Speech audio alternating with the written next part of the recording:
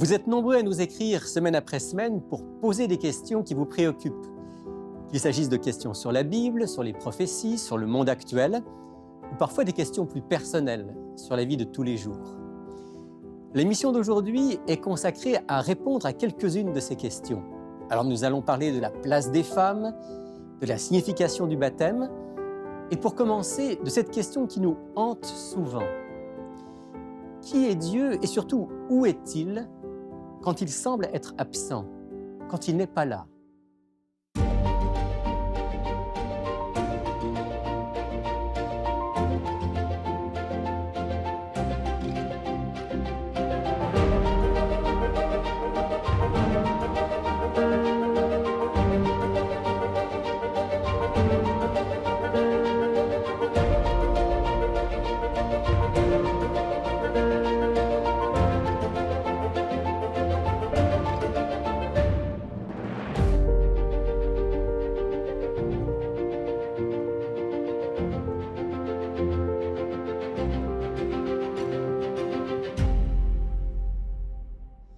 Bonjour à tous et bienvenue dans Il était Christ, avec un grand plaisir que je vous retrouve aujourd'hui pour répondre à quelques-unes de vos questions. Merci d'ailleurs de très régulièrement nous écrire, nous envoyer vos questions.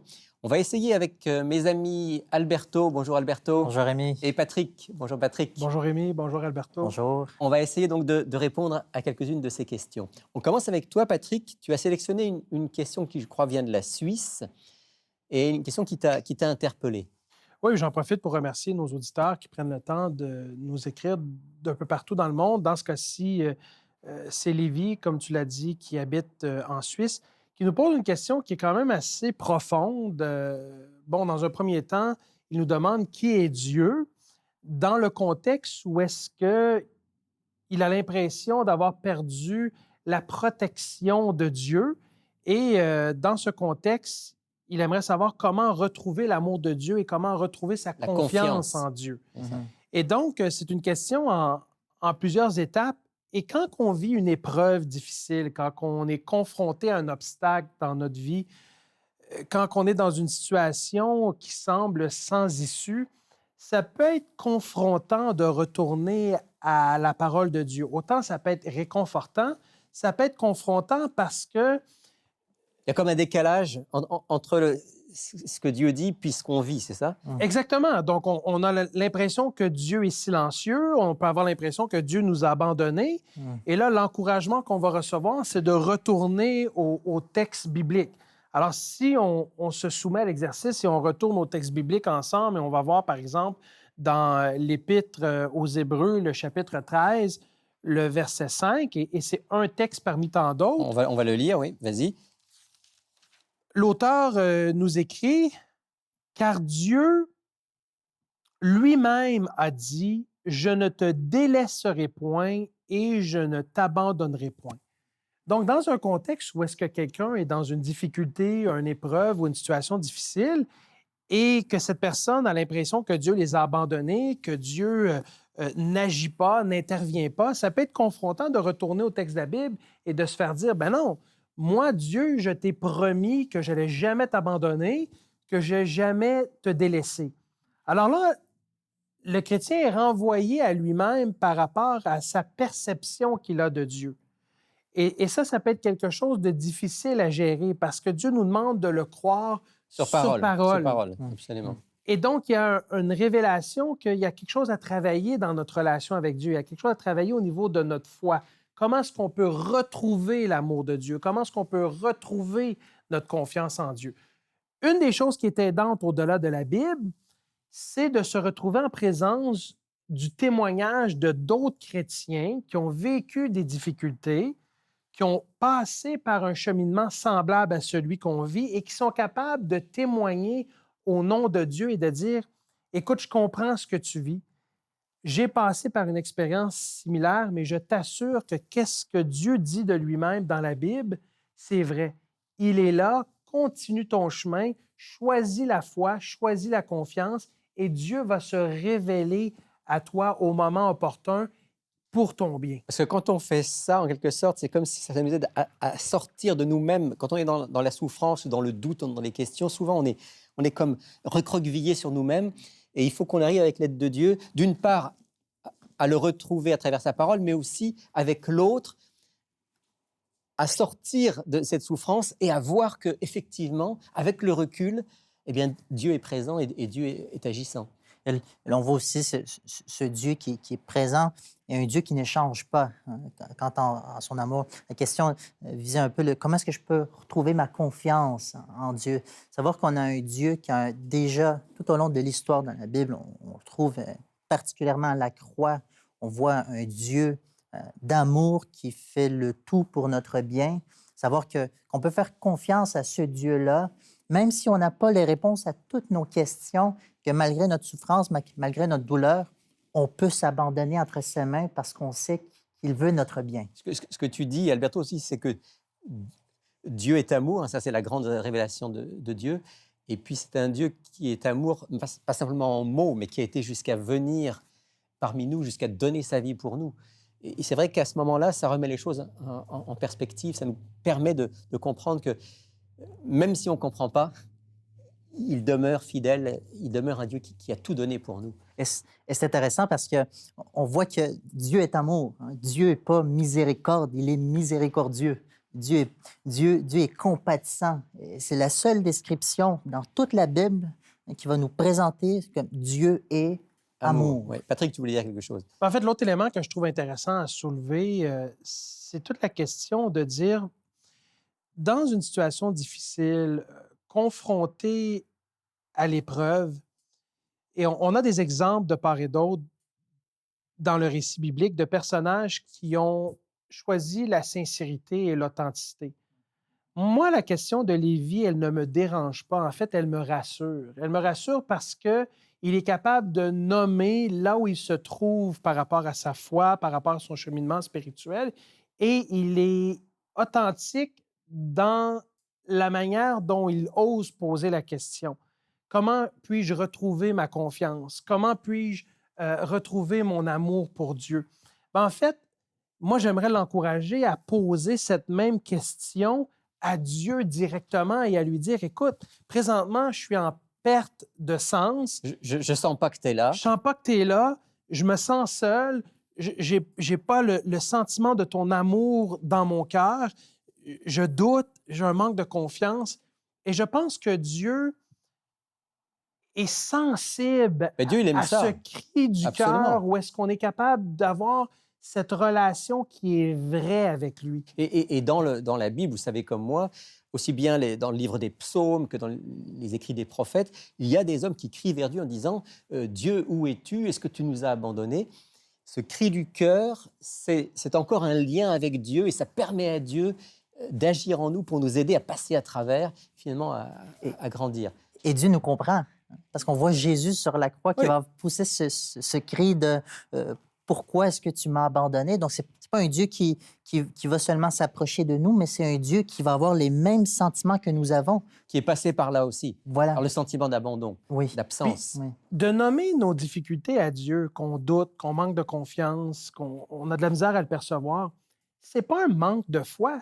Le fait même qu'on est dans une démarche conversationnelle avec lui, c'est qu'on déjà lui la foi. parle, c'est la foi en action. Et je pense que Dieu a vraiment un désir profond que nous puissions atteindre ce niveau d'intimité avec lui dans notre relation, d'être capable de dire les choses telles qu'elles sont, de ne pas être dans des relations mécaniques où on nomme des prières toutes faites, on lit la Bible tout simplement pour se donner bonne conscience, mais qu'on est vraiment dans une démarche de le chercher. Et je pense que Lévi, et je partage son défi parce que moi-même, j'ai passé par des moments de sécheresse spirituelle ou de désert spirituel où j'ai l'impression que Dieu n'était plus là. Et c'est pas évident et c'est pas facile, mais si on est sincère, si on choisit la discipline, la constance et à chaque jour qu'on se donne la peine de chercher Dieu et du moins de choisir de chercher Dieu, Dieu va intervenir au moment opportun dans notre vie pour nous faire du bien Et il et y a se une- révéler à nous. Et il y a une Mm. promesse, c'est chercher et vous trouverez. Oui, oui. Merci à Lévi pour sa question. Fais-moi dès le matin entendre ta bonté, car je me confie en toi. Fais-moi connaître le chemin où je dois marcher, car j'élève à toi mon âme. Psaume, chapitre 143, verset 8.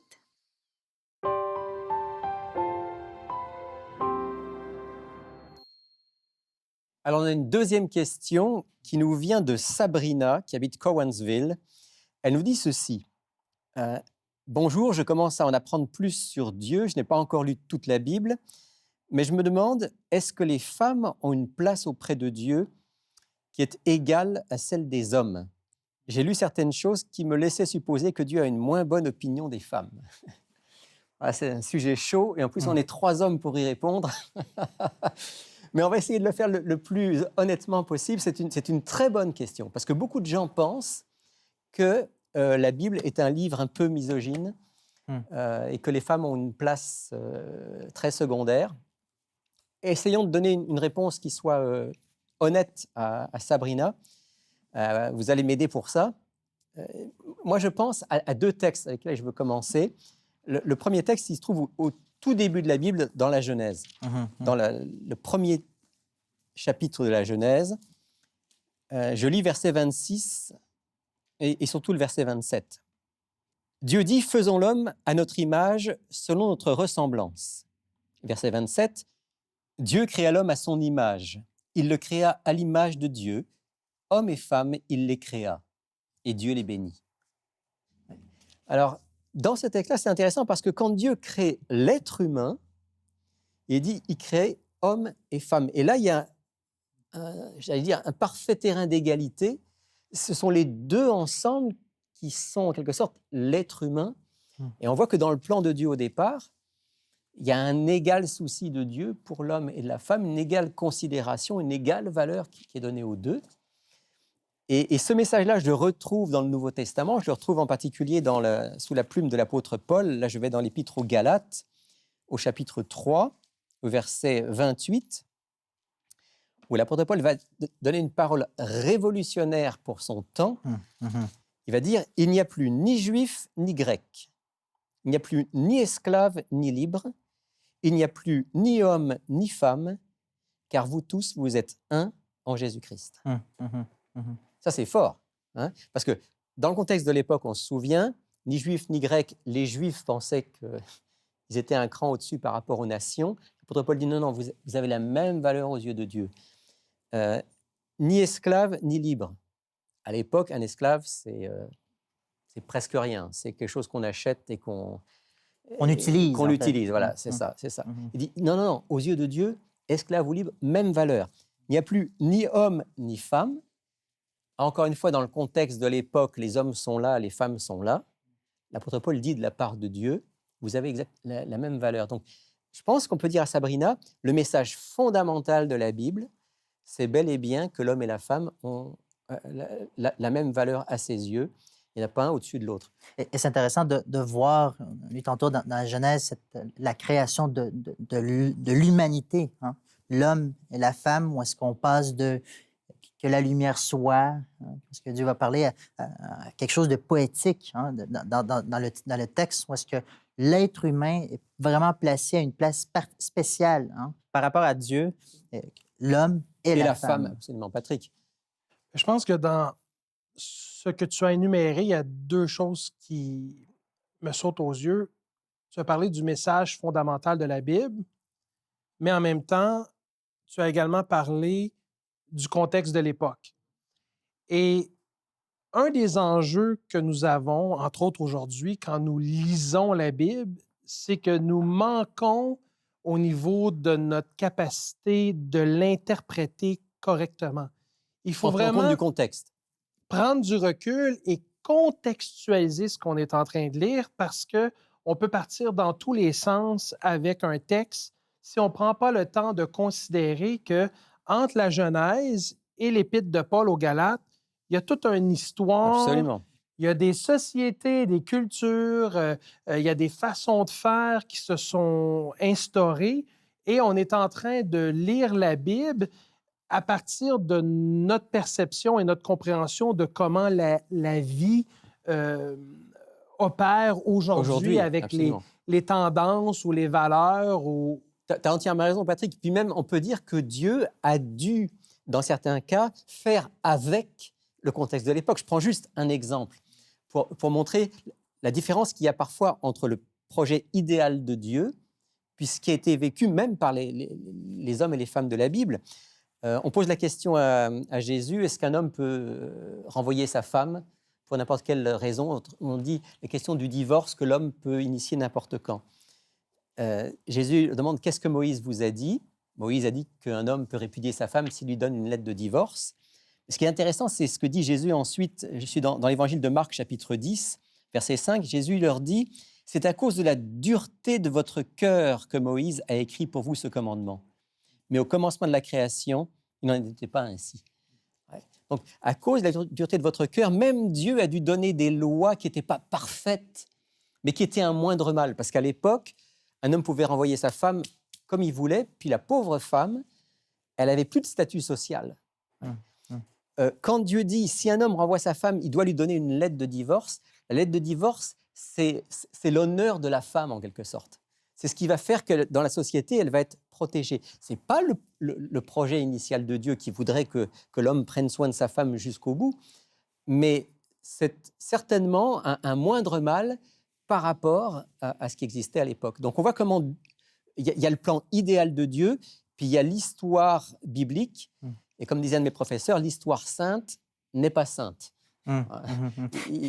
Et on voit que Dieu travaille avec ce qu'il y a à cause dans ce contexte-là, le mieux possible dans le contexte de l'époque.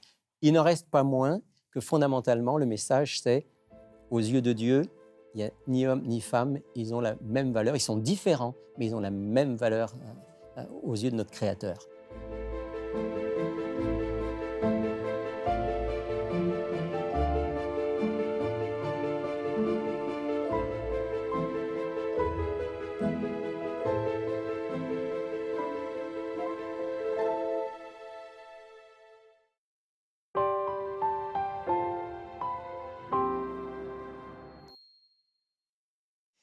Alberto, je me tourne vers toi pour la dernière question de notre émission d'aujourd'hui. Une auditrice, Denise, qui pose une question qui revient souvent. Voilà, et très importante d'ailleurs. Elle dit, bonjour, j'ai été baptisée lorsque j'ai été bébé. Dois-je me refaire baptiser? J'ai vu vos vidéos sur le baptême et je sais que Jésus a demandé aux disciples de prêcher et de baptiser. Si je ne le fais pas, est-ce grave? Y aura-t-il des conséquences?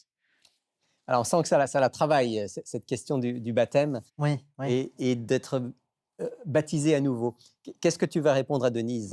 Je vais juste commencer en disant que le concept, l'idée du baptême dans le Nouveau Testament, ce n'est pas quelque chose de nouveau. Ça vient déjà, c'est apparu quelques siècles avant. Ce qu'on appelle rapidement le baptême prosélyte. Les prosélytes, donc des gens qui n'étaient pas juifs, qui voulaient devenir juifs de foi. Ouais. Voilà. Et donc, déjà là, lorsque Jean-Baptiste, par exemple, apparaît, ce n'est pas quelque chose de nouveau pour le peuple d'Israël à l'époque. Je vais aussi mentionner que la définition du mot baptême dans la Bible, le mot grec baptizo, veut littéralement dire submerger. Plonger. Ouais. Et donc, ça, c'est quelque chose de très important. On le voit, par exemple, dans Matthieu, chapitre 3, verset 16, lorsque Jésus est baptisé, le texte dit « Après que Jésus eut été baptisé, il sortit de l'eau. » Donc, pour sortir de l'eau, pour rentrer dans l'eau. Alors, Alberto, ça veut dire que quand on parle, parfois, on parle de baptême par aspersion, de mettre quelques gouttes sur le front d'un enfant ou d'un adulte. En fait, on dit deux choses opposées. Voilà. On ne peut pas être baptisé par aspersion, parce que baptiser implique plonger. C'est la signification d'une purification totale de l'être humain. Voilà. Mais l'autre enjeu aussi qui se présente, c'est que le baptême comporte, en quelque sorte, certaines conditions au préalable, si on veut, ou certaines expériences au préalable. Entre autres, la question d'avoir la foi en Dieu, d'accepter Christ comme Sauveur et Seigneur de notre vie, de faire aussi l'expérience de la repentance, donc de comprendre notre état de pécheur, qui nous sommes par rapport à Dieu. Et l'expérience du baptême par immersion demeure aussi une expérience qui est symbolique, qui est le reflet extérieur de quelque chose qui s'est passé dans notre cœur.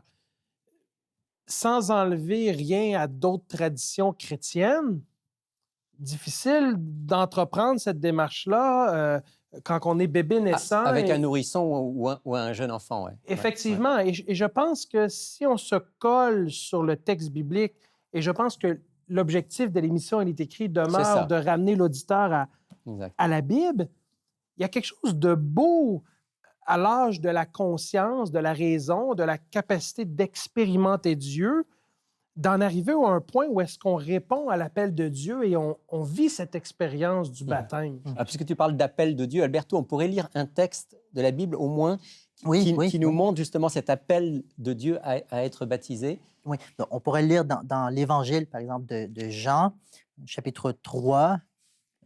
On peut lire le verset 3 et le verset 5. Donc, ça, c'est la rencontre de Jésus avec Nicodème, qu'on connaît très bien. Donc, l'Évangile de Jean, chapitre 3. Et je lis verset 3 et ensuite, je vais lire verset 5. En vérité, Jésus lui répondit, je te le dis, si un homme ne naît de nouveau, il ne peut voir le royaume de Dieu. Verset 5, Jésus répondit, en vérité, je te le dis, si un homme ne naît d'eau et d'esprit, il ne peut entrer dans le royaume de Dieu. Ça, c'est l'invitation de Jésus. C'est écrit en rouge, donc c'est important. L'invitation de Jésus à naître d'en haut, à naître à nouveau. Alors ça, c'est l'expérience spirituelle qu'on fait avec Christ. Alors, il parle de naître d'eau, et c'est vrai que ça fait forcément penser au baptême. Oui. Mais quand même, Alberto, il faut qu'on dise que la nouvelle naissance, ce n'est pas le baptême. Le baptême représente symboliquement la nouvelle naissance. Voilà, donc il y a une transformation qui a lieu à l'intérieur et le baptême va être une démonstration externe de cette transformation qui a eu lieu auparavant à l'intérieur de l'être. Et l'image que vous connaissez déjà et qui est souvent utilisée, c'est celle du mariage entre un homme et une femme. En fait, la cérémonie de mariage, c'est une expression publique de quelque chose qui existe déjà dans la relation. Qui a dû se construire. Entre cet homme et cette femme, un amour l'un pour l'autre.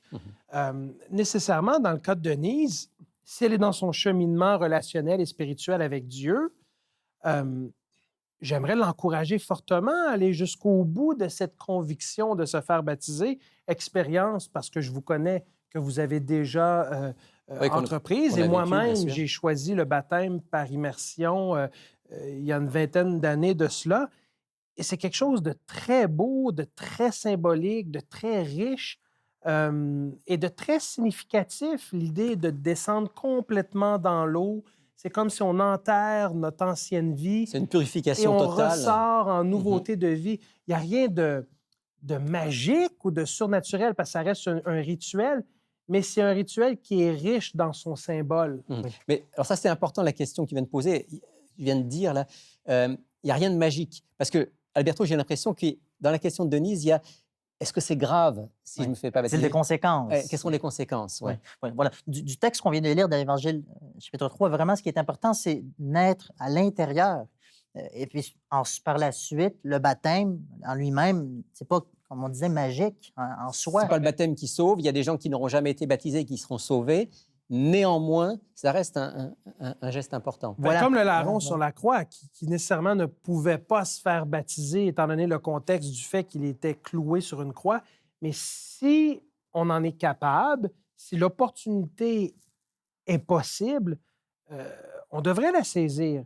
Mais ça devrait être le fruit d'une conviction que Dieu a mis dans notre cœur.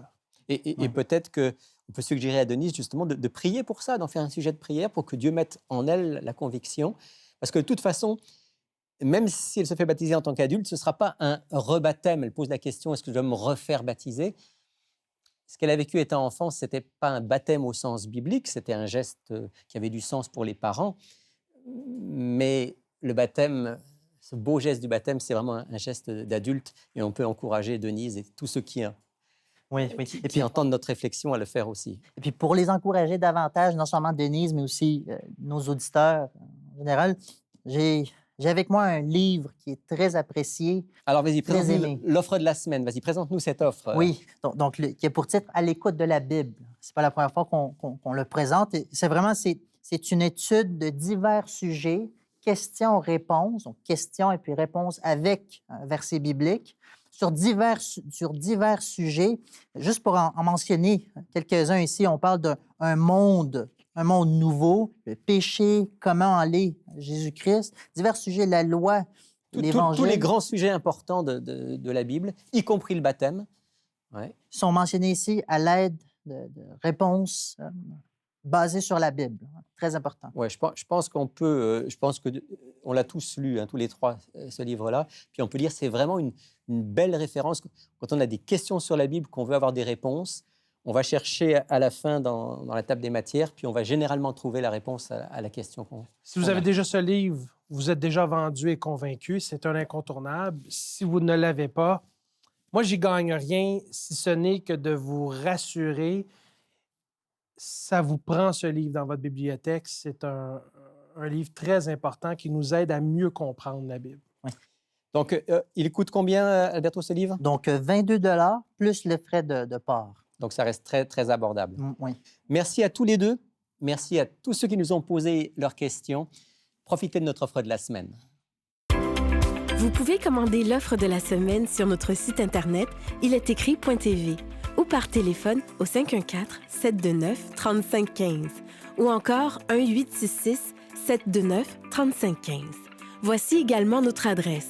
Il est écrit Casse postale 99, succursale Rosemont, Montréal, H1X 3B6.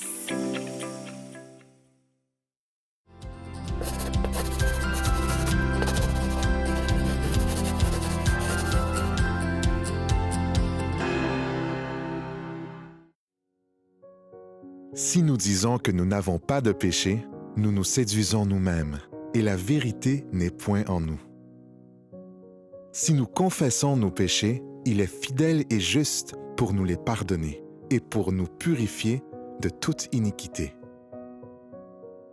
Première épître de Jean, chapitre 1, versets 8 et 9. Pour connaître nos lieux de rencontre dans la province du Québec et ailleurs au Canada, appelez-nous au 1-866-729-3515 ou visitez le sdaqc.org/église au pluriel. Il me reste à vous remercier d'avoir été avec nous aujourd'hui et à vous souhaiter une très bonne semaine. Continuez à nous poser vos questions, c'est toujours un plaisir d'essayer d'y répondre. Et vous savez qu'on le fait toujours avec ce livre. Parce que, souvenez-vous, il est écrit « L'homme ne vivra pas de pain seulement, mais de toute parole qui sort de la bouche de Dieu ».